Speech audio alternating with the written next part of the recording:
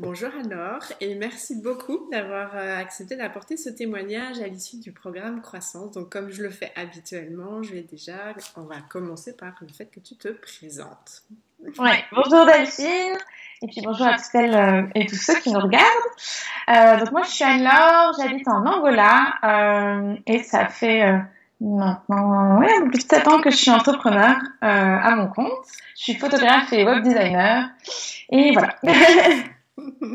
Et ok, alors du coup toi, dis-nous un petit peu dans quelle situation tu étais avant que tu rejoignes le programme. Alors moi, c'était déjà un petit moment que j'avais monté ma boîte et surtout un petit moment que je suivais Delphine, pour pas dire un bon gros moment, je sais pas, ça faisait bien au moins 3-4 ans. Et ça fait 3-4 ans que je regardais tes vidéos, que ça me tentait bien tout ce que tu proposais, mais qu'il y avait quelque chose qui faisait que je passais pas à l'action. Et quand t'as changé ta formule pour passer un an d'accompagnement, je me suis dit, mais voilà, c'est ça. 6 mois, j'avais peur que ce soit trop court. Et je me suis dit, un an, ça fait vraiment du sens. Et donc, en fait, moi, mes défis, c'était de mieux m'organiser, de mieux savoir répartir ma vie pro, vie perso, de me fixer des objectifs aussi, peut-être d'être un peu plus ambitieuse. Je l'étais peut-être pas assez. C'est peut-être, on en a déjà parlé, mais voilà, les défis de femmes expats qui suivent leur mari et qui ont moins ce besoin de gagner de l'argent parce que leur mari gagne bien leur vie et qu'on a de la chance voilà, d'être dans un contexte privilégié. Et du coup, j'avais pas peut-être pas assez la niaque et je te voyais superment bien réussir et je me suis dit allez, c'est mon tour, moi aussi je veux. Donc voilà, c'est ce qui m'a décidé à passer le pas et à prendre un accompagnement avec toi. Super, puis j'aime bien que tu amènes le mot ambition parce que c'est un mot que je vais un peu plus mettre en lumière pour aussi y mettre une connotation extrêmement positive et effectivement d'accepter et d'assumer son ambition. Ça c'est quelque chose, donc je rebondis. D'accord, alors tu nous dis qu'en fait c'était l'organisation pour mieux équilibrer ta vie pro, perso et aussi donc avoir plus d'ambition en fait que tu n'avais eu parce que ton entreprise fonctionnait déjà plutôt bien en fait. Oui, mon entreprise fonctionnait pas mal, pas mal. Ah si, c'est vrai qu'il y avait un autre petit truc, c'est que je devais me repositionner parce que j'avais une de mes principales clientèles. Je faisais pas mal de photos pour les entreprises, notamment les entreprises pétrolières. Et là, avec la crise pétrolière, ils avaient moins les possibilités de faire appel à mes services. Donc, il fallait aussi que je me repositionne. Puis j'avais des idées, donc ça faisait voilà un autre point pour lequel j'avais besoin d'échanger avec d'autres entrepreneurs et puis profiter de tes conseils. Ok. En fait, donc ça fait 7 ans que tu as ton entreprise et depuis tu es en Angola en fait. Tu l'as créée en Angola et depuis tu es en Angola. Non, j'habitais au Gabon quand j'ai monté mon entreprise. J'habitais au Gabon. On était rentré une année en France et maintenant ça fait 4 ans et demi qu'on est en Angola. D'accord. Donc tu as réussi à faire en sorte que ton entreprise te suive. Déjà. Oui, voilà. C'est un gros plus d'avoir son entreprise quand on est en expatriation. Elle peut me suivre, mais c'est vrai que gérer ces changements de pays, c'est pas évident et je l'avais pas tout à fait bien réussi jusqu'à présent. Donc voilà, c'est vrai que en fait il y a plein de défis. Oui. Je vais rencontrer chaque fois qu'on soulève un autre petit point, je me dis c'est vrai que tu m'as beaucoup aidé là-dessus aussi.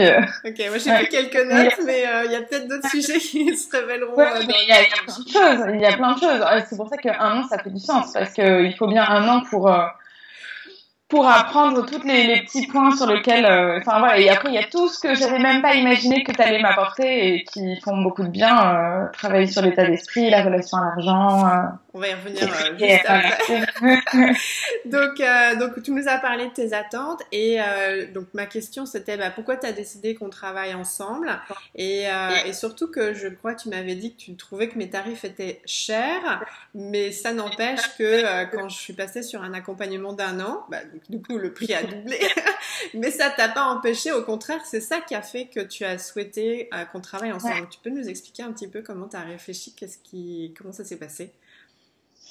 J'étais persuadée que le genre de changement que je voulais, ça prenait un peu de temps et surtout je voulais être suivie sur la durée pour pouvoir être sûre qu'il soit ancré et que quand l'accompagnement se terminerait, j'aurais vraiment quelque chose. J'avais l'impression qu'en 6 mois, ce serait trop court pour que je l'ai vraiment acquis, ancré et que j'arrive à le perpétuer seule.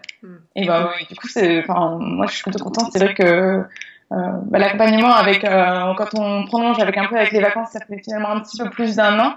Et c'est bien le temps qu'il faut pour reprendre des bonnes habitudes, changer la manière dont on fait les choses. C'est vrai que ça prend un peu de temps, mais que c'est plus transformant, je trouve, sur la durée. Okay. Et moi, l'argent, j'avais cet argent de côté, donc c'était possible pour moi de payer, mais quand on a son entreprise, c'est vrai que la somme pour un accompagnement, c'est quand même pas négligeable. Et je me souviens que j'ai mis un moment à prendre ma décision et que le truc c'était, en fait, je mise ça sur moi. Je mise cette somme, j'estime que cette somme, je la vaux. Et je pense que ça, c'était un gros changement dans mon état d'esprit de se dire, mais non, mais en fait, moi-même, je vaux cet argent, je vaux le fait d'investir dans cette formation pour moi. C'était ça finalement. Parce que l'argent, je l'avais économisé en travaillant déjà depuis 7 ans. Okay. Et pourquoi est-ce que tu as choisi d'intégrer le programme Croissance Femme de Challenge? Ouais, un peu pour toutes les raisons que j'ai dit avant, mais je te suivais depuis très longtemps. J'aimais beaucoup la manière dont tu faisais tes vidéos en marchant, ton dynamisme, tout ce que tu partageais, l'état d'esprit, mais aussi le fait que tu étais vrai, tu partageais aussi quand tu avais des doutes, quand parfois ça marchait pas, pas seulement de la réussite, mais voilà, quelqu'un de vrai et d'authentique, ça faisait du sens pour moi. Mais j'avais aussi des amis autour de moi qui avaient déjà pris des accompagnements avec toi, que je leur avais d'ailleurs recommandé de faire avec toi, sachant que moi-même je savais pas encore fait. Ah, c'est plus stratégie comme une autre. Ouais. D'accord, intéressant.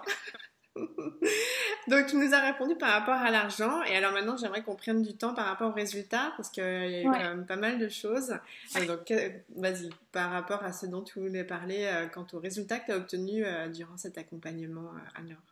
Plus particulièrement concernant l'argent, oui, moi, je n'aimais pas l'argent du tout. Je me souviens même avoir dit une fois, si je pouvais être payée en patates à la place et pas avoir affaire à l'argent, j'assumais pas vraiment mes tarifs. Sauf pour, par exemple, les séances photos, ça va, ça allait, c'était vraiment la partie que je maîtrisais le mieux et où je me sentais le plus alignée, donc ça allait à peu près, mais c'est vrai que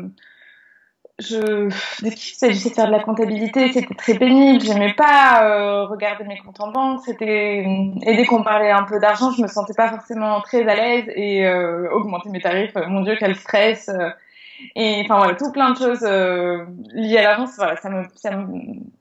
c'était difficile. Et maintenant, toutes les semaines, je regarde mon compte en banque, je fais mon suivi, je me fixe des objectifs pour l'année, je sais où je vais, je sais exactement ce que j'ai gagné l'année précédente, alors qu'avant, je peinais à dire, je crois qu'il me semble qu'à la fin de l'année, parce que je l'ai mis sur ma fiche d'imposition, donc voilà, j'ai fait mon bilan, mais mon mari m'aidait, et c'était, voilà. Et maintenant, j'avoue que, oui, je suis contente de gagner de l'argent, j'aime gagner de l'argent, je dis mes tarifs beaucoup plus facilement, c'est vrai que c'est très différent. Il y a toujours encore de moyens de progresser là-dessus et j'ai envie d'être encore plus ambitieuse et d'atteindre des chiffres d'affaires toujours plus élevés, mais c'est vrai que je trouve que j'ai libéré ma parole aussi par rapport à l'argent. J'en parle plus facilement, je demande facilement à une autre entre nous, mais en fait, ton chiffre d'affaires, c'est combien? Je sens que c'est encore tabou pour beaucoup, et c'est dommage, et je trouverais bien que l'argent soit un peu détaboutisé. Est-ce que cela s'est dit? Non? Ok, et donc c'est vraiment le fait d'avoir été dans ce programme Croissance qui a fait le switch. Qu'est-ce qui t'a aidé, peut-être plus particulièrement, tu penses, à faire cette transformation par rapport à ta relation à l'argent?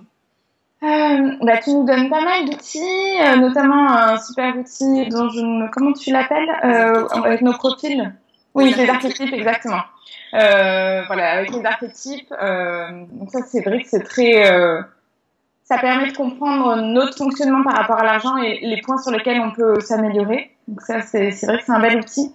Et aussi tous les outils de planification qui permettent de voir sur du long terme. Et moi, c'était peut-être là que j'avais aussi pas mal à travailler. Donc c'était c'était mixé à la fois l'argent et l'organisation, mais de voir à plus long terme, de planifier, et du coup d'avoir un objectif qui est stimulant pour se surpasser. Ok. Quels autres résultats tu as envie de nous partager qui ont été rendus possibles grâce à l'accompagnement? En fait, c'est bizarre, c'est comme c'est très long, on se transforme petit à petit, et je suis sûre que j'en oublierai certainement, mais c'est vrai j'ai instauré par exemple un rituel du matin où voilà, je fais plein de choses pour moi qui me font du bien. Et aussi, la semaine idéale, c'est quelque chose que enfin voilà, dans la même idée d'organisation, la semaine idéale, c'est quelque chose qui transforme vachement mon année, enfin déjà ma semaine, mais mon année d'entrepreneur, parce que je sais que j'ai des créneaux attribués pour chaque tâche. Du coup, ça libère l'esprit de se dire, je sais que tel jour je fais ça, tel jour je fais ça, je le planifie et ça permet de faire plus de choses, d'être plus sereine, plus alignée et ouais, je sais pas, ouais. Mais c'est vrai que ça a été un vrai sujet parce que comme ton entreprise, elle fonctionnait déjà, tu étais beaucoup dans ce que j'appelle le profil artisan. Enfin, du coup, tu étais très auprès de tes clients et tu avais des clients régulièrement. Et quand je t'ai amené le côté semaine stratégique, c'était pas forcément tout de suite quelque chose auquel tu as été réceptif. Puis après, quand tu as passé le pas, tu as vu des éclaircies significatives et là, tu as vraiment eu un switch énorme par rapport à ton organisation et ta posture d'entrepreneur. Est-ce que tu veux en parler un peu? Oui, parce que tout le monde sait peut-être pas ce que c'est qu'une semaine stratégique du coup. Mais oui, en effet, de décider de prendre une fois par mois, alors moi j'arrive pas à le faire une fois par mois, mais une fois tous les 1 mois et demi, 2 mois, de se prendre une semaine dans son agenda où on bosse pas pour ses clients, mais où on bosse pour son entreprise, c'est vrai que ça change. Ça permet de prendre le temps d'organiser et de planifier des choses que moi je prenais jamais le temps de faire. Du coup, j'avais tout le temps la tête dans le guidon et c'était difficile. Quand je voulais améliorer quelque chose, il fallait que je travaille plus. Je l'avais pas forcément planifié à l'avance, du coup c'était difficile et c'était beaucoup de stress. Alors que là, du coup, je sais que je note sur un petit bout de papier tout ce que je vais devoir faire pendant ma semaine stratégique quand j'ai une idée et je sais que j'ai un temps dédié pour ça. Donc j'ai la tête plus libre le reste du temps. Ça, c'est vrai que c'est super. C'est ça. Donc, tu as vraiment mis en place, du coup, les deux autres facettes du manager et du chef d'entreprise. Donc, tu as vraiment changé de posture, en fait. Ça, c'était super génial.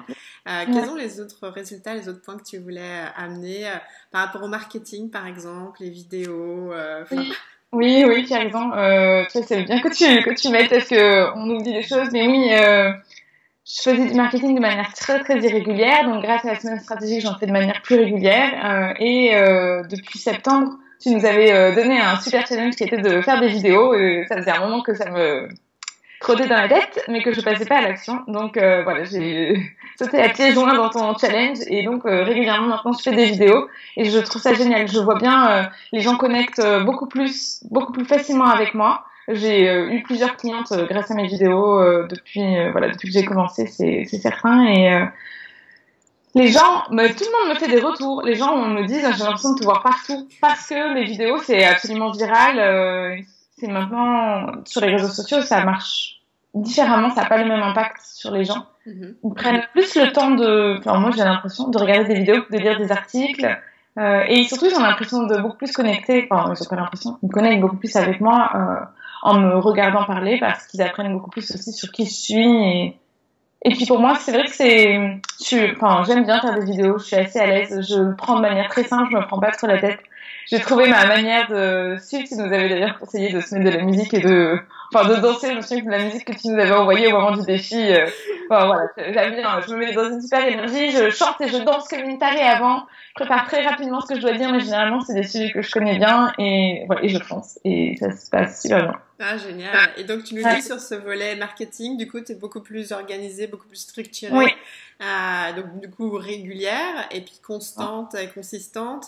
Et effectivement, on avait des fameux défis vidéo où, moi, je me rappelle encore, où vraiment, tu as sauté sur l'occasion, t'en as fait une, t'as pas pris trop de temps de le faire, mais tu as fait un super truc et après, tu as halluciné du nombre de vues, des retours et là, tu as compris enfin ce que je disais.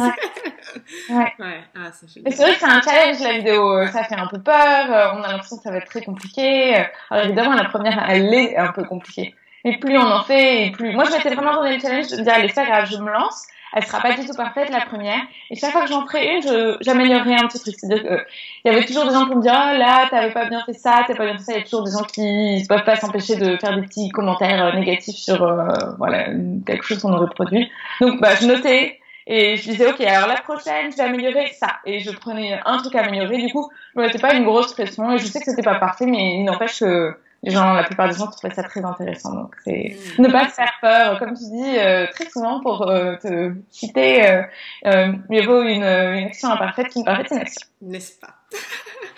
Et donc, du coup, je sais pas si tu as d'autres résultats que tu voulais partager, peut-être sur l'état d'esprit. C'est ça que, voilà. Oui, c'est ce qui m'était venu. Je l'avais déjà bien joué.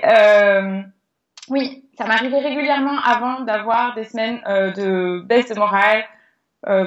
Par exemple, je me comparais à d'autres personnes ou ouais, c'est mon petit démon qui m'arrive de temps en temps, le syndrome de l'imposteur ou la sensation que je vais pas y arriver ou que je suis pas assez compétente. Enfin, je pense que ça arrive à tout le monde. Plus on en parle autour de soi et plus on se rend compte que tout le monde le vit. Et moi, je m'embourbais un peu là-dedans de temps en temps. Ça me prenait une bonne semaine pour sortir de cet état-là.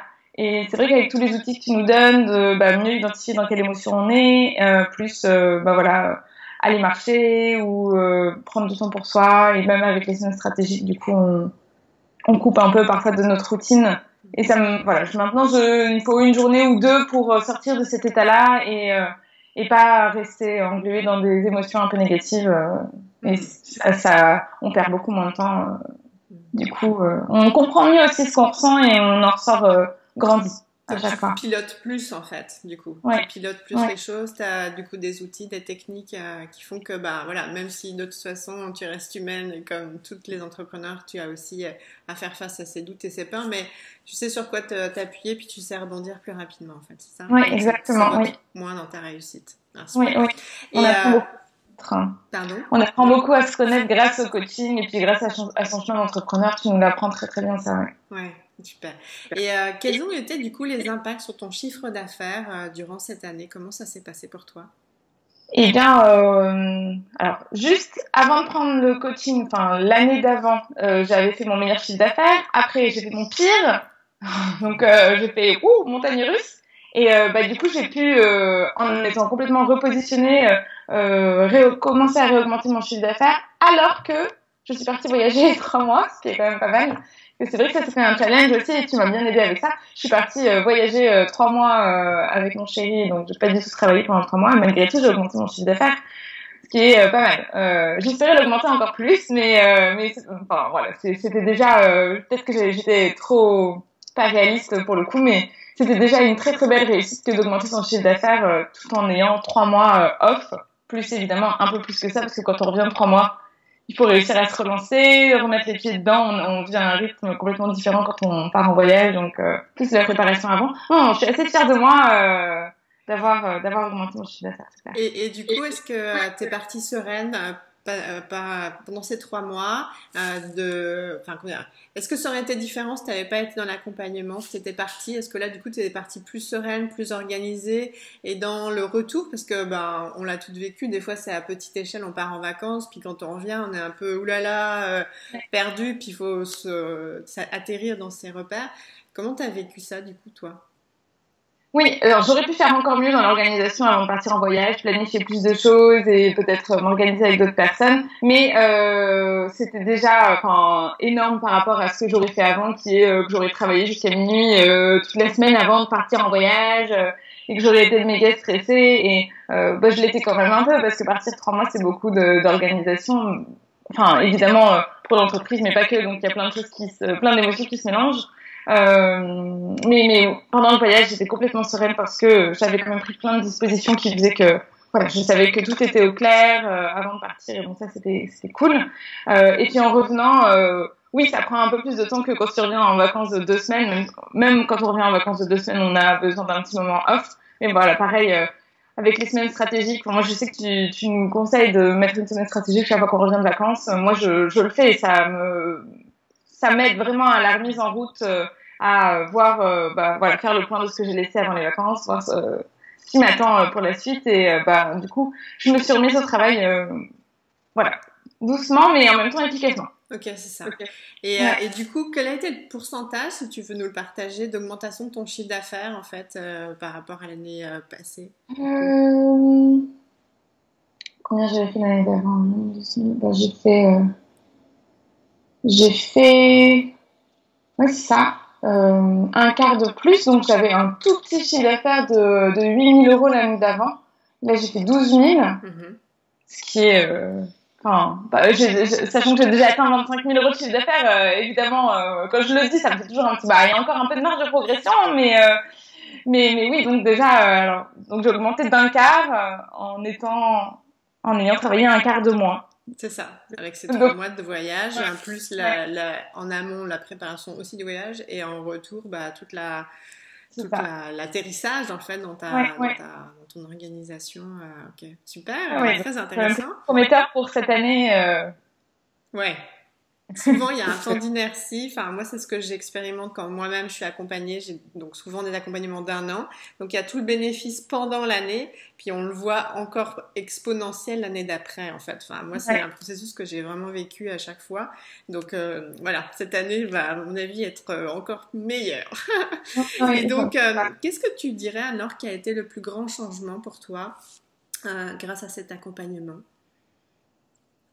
Mais ça a beaucoup de choses parce que c'est un peu tout ce qu'on a dit, mais peut-être juste ma posture en tant que le switch du côté j'étais très très artisan et donc maintenant j'ai plus d'ambition, de vision à long terme, de savoir j'assume ma posture. Voilà, je sais exactement ce que je fais, j'essaie de le dire aux gens, voilà, et du coup, j'assume aussi le fait d'être ambitieuse, d'avoir envie de gagner de l'argent, d'avoir envie de réussir, d'avoir envie d'aider des gens. Ça, c'était quelque chose que j'avais avec le côté artisan, finalement, aider les gens. Donc, voilà, plus de se tenir droite. Oups, je perds mon écouteur.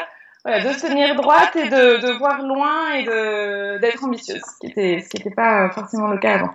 C'est ça. Puis j'ajouterais, parce que tu nous l'as partagé, puis c'est quelque chose qui avait été aussi marquant dans ton accompagnement, c'est la prise de décision. Parce que du coup, tu as été amené à te déplacer régulièrement, ce que tu faisais déjà un petit peu, mais là, tu l'as fait du coup de façon plus organisée et plus volontaire. Donc voilà, de venir faire des photos à Paris, d'organiser tout pour... bon, il y avait une de tes clientes qui te faisait venir à Miami. Enfin, du coup, voilà, tu as été aussi sollicité ailleurs qu'en Angola. Mais je me rappelle aussi que tu nous partageais cette anecdote qui n'en est pas vraiment une parce qu'elle est significative de ta posture, c'est la prise de décision où tu nous disais, je pense que c'est pas indiscret, mais quoi, t'appelais régulièrement ton mari pour, voilà, même quand t'es à l'étranger pour prendre des décisions et là, c'était de moins en moins en fait et toi, tu te sentais totalement quelque part peut-être même à ne pas y penser en fait, tu prenais tes décisions par toi-même, voilà.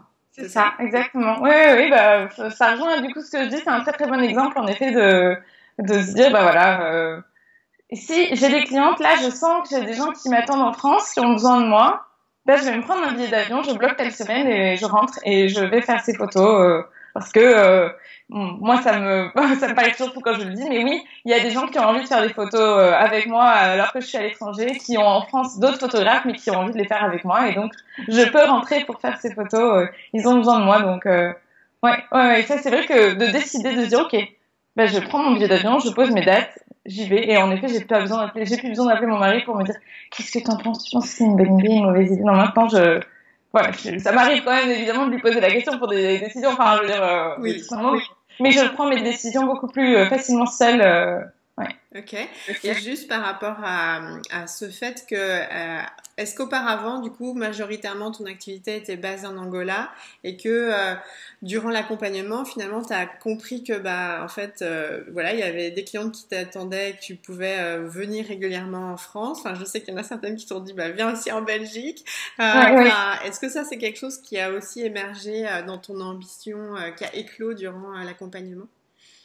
Oui, parce que je crois que j'imaginais même pas une seconde. Enfin, j'avais des clientes à distance, parce que quand tu crées un site internet, la plupart de toute façon des prestataires travaillent à distance et c'était c'était classique pour moi et ça me posait pas de problème. Par contre, faire de la photo et me dire que je pouvais me déplacer pour faire de la photo, j'imaginais pas une seconde qu'il y ait des gens à qui je puisse dire écoute, je serai en France dans 2 mois, est-ce que dans 2 mois ça te va, tu es prête à m'attendre ou dans 3 mois et je me suis rendu compte que les gens étaient prêts à m'attendre et ça j'imaginais pas une seconde donc oui ça a éclos et je trouve ça génial et c'est vrai que du coup, je planifie des retours en France pour le boulot. Ça me permet en même temps de voir plus ma famille et mes amis en France et de voyager. Voilà, ça paye mon déplacement.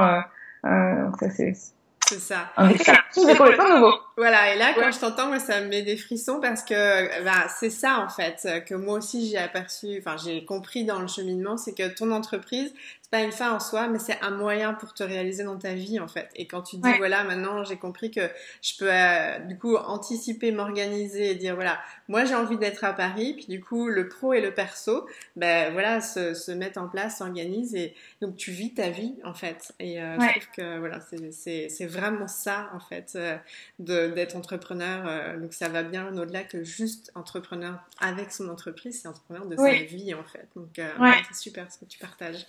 Et qu'est-ce que tu aimerais dire toi à des femmes qui sont dans la situation dans laquelle toi t'étais avant qu'on travaille ensemble et qui aujourd'hui hésitent à investir pour elles?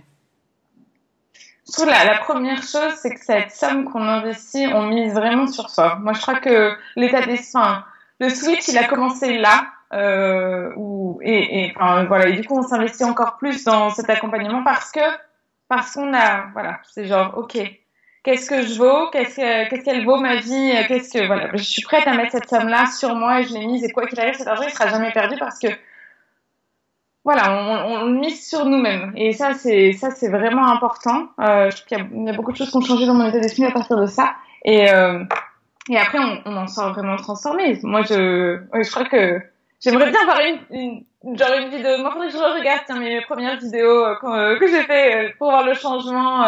Mais bon, de toute façon, je le mesure quand même un peu. Il y a un chemin qui est parcouru qui est assez fou, et c'est vrai que j'entame l'année avec beaucoup moins pas avec une vision en fait. C'est ça qui change, avec une vision de ce à quoi va ressembler mon année, ce que j'ai envie d'y mettre. Et du coup, oui, on prend le temps de mettre vraiment et de construire ce qu'on a envie, son futur à plus long terme. J'aime beaucoup l'idée d'avoir des projets. Pour moi, c'est un peu ça l'ambition. C'est du coup, on se donne les moyens, on planifie, on voit plus loin et plus grand. Et excuse-moi parce qu'il y a tellement eu de choses dans ton accompagnement, du coup j'ai deux autres sujets. Voilà, c'est parce que c'est aussi de le transmettre grâce à ton témoignage, ça donne en perspective tellement de choses.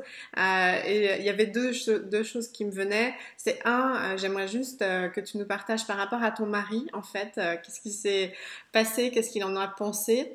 Et il y avait aussi le fait d'exprimer tes demandes. Parce que je sais que tu me disais, j'ai du mal à demander, en fait, quelque chose, concrètement. Il y avait, voilà, si tu peux nous partager sur ces deux points après. Mais voilà, il y avait tellement de belles choses qui ont émergé. C'était tellement riche. Oui, mon mari, il est génial parce qu'il évolue pas mal avec moi. C'est-à-dire que quand je fais un pas, au départ, il s'interroge. C'est vrai que c'est pas lui qui m'a dit, ah oui, tu devrais vraiment faire cet accompagnement, ça te ferait du bien. Il disait juste, c'est cher quand même, non? Genre, qu'est-ce que ça va vraiment t'apporter? Et c'est peut-être la première décision que j'ai prise seule de faire cet accompagnement. Ça faisait tellement longtemps que je lui en parlais que, à un moment, il a dit, écoute, si t'as vraiment envie, vas-y. Moi, je sais pas s'il y a un truc aussi cher, mais au final, c'est sûr qu'il voit vraiment la différence et qu'il y a plein de choses que je fais qu'il fait maintenant. Il profite aussi de ton accompagnement en fait, Delphine. Donc ça vaut le coup du coup. Et oui, il y a beaucoup de choses qu'il a appris aussi, que du coup il pratique sans vraiment savoir que c'est toi qui es derrière, donc je lui transmets également. Et oui, c'est vrai que c'est chouette. On évolue beaucoup tous les deux en même temps en fait. On s'aide heureusement en couple. Ça se construit comme ça. Et c'était quoi ton deuxième point? Du coup, qu'est-ce qu'il a pensé de ton évolution et du fait que tu aies rejoint l'accompagnement? Est-ce qu'il t'a fait un feedback ou de temps en temps il m'a fait est-ce qu'on en a... Non, c'est pas vraiment posé pour refaire un point. Mais il peut... Enfin, si, je sais très bien ce qu'il dirait. Le changement est assez incroyable. Moi, de toute façon, je dis régulièrement, ma vie a changé depuis que j'ai commencé cet accompagnement, mais de tout point de vue. On a changé beaucoup de choses dans le voyage, bien sûr, a fait des choses, mais je trouve qu'il y a un vrai changement d'état d'esprit pour moi, mais aussi du coup pour mon mari. On a changé beaucoup de choses dans nos vies depuis que j'ai pris cette décision de commencer cet accompagnement. Il y a un vrai switch, je trouve, de se dire, oui, vivons pleinement nos vies en fait. maîtrisons tout ce que nous entoure, voyons plus loin, de quoi est-ce qu'on a vraiment envie, qu'est-ce qui est vraiment important dans nos vies et où est-ce qu'on veut aller. Ça me met des frissons partout ce que tu dis, parce que c'est vraiment ça. Ouais. Ok, wow. Et donc l'autre point que je t'amenais, c'était le fait de demander, en fait. Oui, parce oui. que...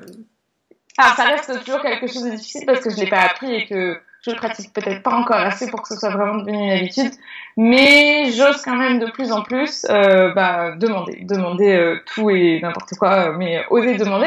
Et finalement, quand je parlais de la planification, c'est oser demander à cette année qu'elle m'apporte tout ça, mais voilà, oser demander à quelqu'un qui pourrait m'aider de m'aider. Oser de toute façon déjà reconnaître qu'on peut avoir besoin d'aide et que quelqu'un d'autre peut nous aider. Oser demander des témoignages à tes clients. Oui, oui, complètement. Je le faisais jamais, je n'osais pas. Et donc maintenant, oui, je demande des témoignages à mes clients. Je demande à quelqu'un de m'aider. Je pose des questions à des personnes qui peuvent être dans la même sphère professionnelle que moi. Quand j'ai un doute, je peux envoyer un petit mail.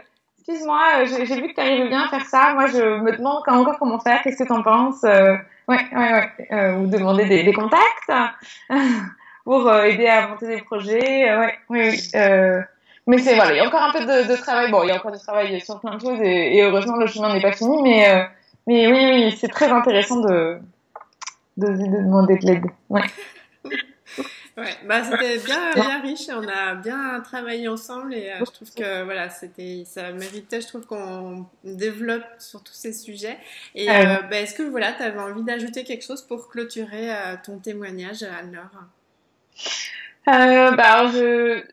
Je trouve quand même qu'il y a quelque chose de très intéressant dans ton accompagnement, c'est le groupe de femmes aussi avec lequel on est et avec lesquelles on échange beaucoup, le principe de buddy, donc de travailler en binôme ou en trinôme avec d'autres femmes du groupe. On tisse des liens, on n'est pas seul, on est vraiment bien accompagné. Je trouve que ça fait partie aussi des forces de ce que tu as construit. Et même après, quand on arrête, on a un lien, même avec des femmes qui ont fait l'accompagnement avant et qu'on a parfois à peine croisé, voire pas croisé du tout. On sait qu'elles ont fait un accompagnement avec toi et on a un espèce de réseau d'entrepreneurs à travers le monde, du coup, qui est très riche et voilà, j'ai fini, donc je pourrais me sentir seule et je me sens pas seule du tout. Je sens que j'ai un vrai réseau de femmes autour de moi. C'est super fort, ça aussi. Génial. Ouais. Bah écoute, merci tout plein parce que de toute façon, comme voilà, ceux et celles qui ont visionné ont dû comprendre qu'on avait une bonne symbiose durant l'accompagnement. Donc, je te remercie vraiment beaucoup d'avoir pris le temps de nous transmettre un témoignage aussi riche. Donc, merci beaucoup. Puis je te souhaite une belle continuation, Anne-Laure. Merci beaucoup, Delphine. Merci à toi pour tout ce que tu m'as transmis parce que, une belle transformation. C'est chouette. Merci beaucoup. À bientôt. Au revoir. Oui, salut.